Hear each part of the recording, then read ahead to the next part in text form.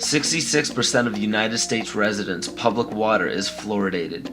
It is known to have tremendous effects on bone cancer, joint problems, bone weakness, lowered estrogen and testosterone levels, and dental fluorosis, which is yellowing of the teeth and pitting in the enamel.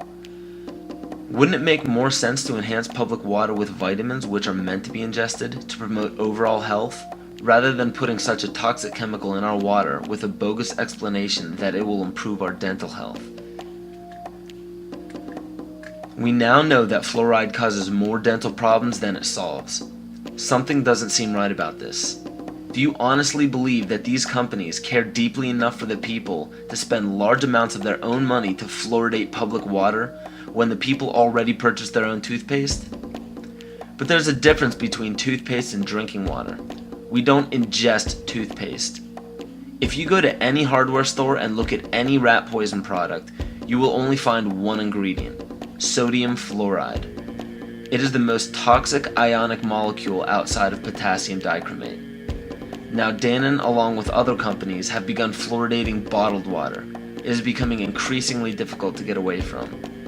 And the fact that fluoride is also used in many prescription antidepressants shows that it eliminates aggression and motivation in people.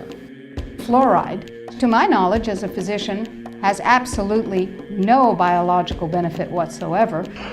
But one of the significant things is that the Russians carried out all sorts of experiments on the people living in the Gulag. One of them, of course, was to fluoridate the water. Why?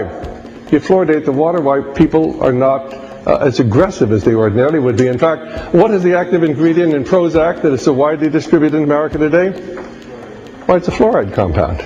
And now, we are finding that public water nationwide is showing up with arsenic, lead, cadmium, and thermonium, which is a radioactive form of lead.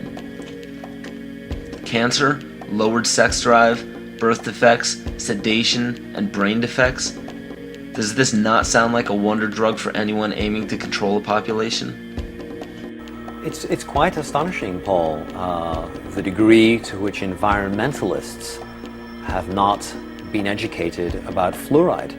You know, people have an unconscious trust in their doctor or their dentist, and if you can persuade doctors and dentists that fluoride is safe and good, then you're able to reach the rest of the nation. People believe their doctors and dentists, and that was a way of promoting fluoride for Bernays.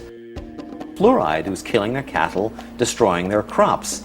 Fluoride given to rats had produced bone cancer and liver cancer, and that those results had been doctored to make it look as though fluoride hadn't caused as much cancer.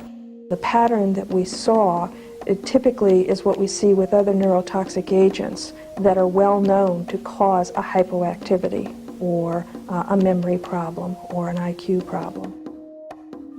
When I first presented the results of these studies, one of the individuals sitting and listening to the results, he says, "Do you have any idea what you're saying?"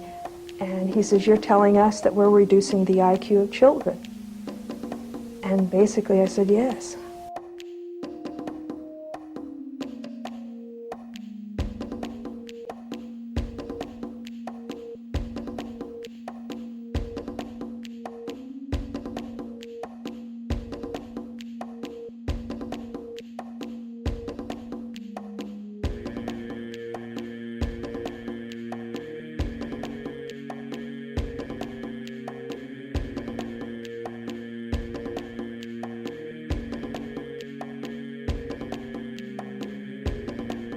Aspartame, the artificial sweetener found in almost every low sugar or sugar-free product on the market. First of all, aspartame is made up of three things: methanol, which of course is what produces blindness, aspartic acid, and phenylalanine. These are all poisons. Aspartic acid, of course, produces brain lesions. This was known back in the early 1970s. Methanol produces blindness. Phenylalanine is what you see in the brain, and in high dosage it produces trauma. We're not making this all up. The FDA did publish back in, I think it was the 80s, they did publish the 92 potential side effects of aspartame. And they do, these side effects are quite are extremely serious. Things like dizziness, problems with balance, abdominal pain and cramps, changes in vision, seizures and convulsions, etc., etc. So the nervous system seems to be one of the areas that's most affected. So we see people have difficulty thinking. They feel like they're walking around in a cloud or a fog. Yet despite all of these harmful effects, Donald Rumsfeld pushed it out into the stores in over 5,000 products when he was CEO of Searly, the company that manufactured aspartame.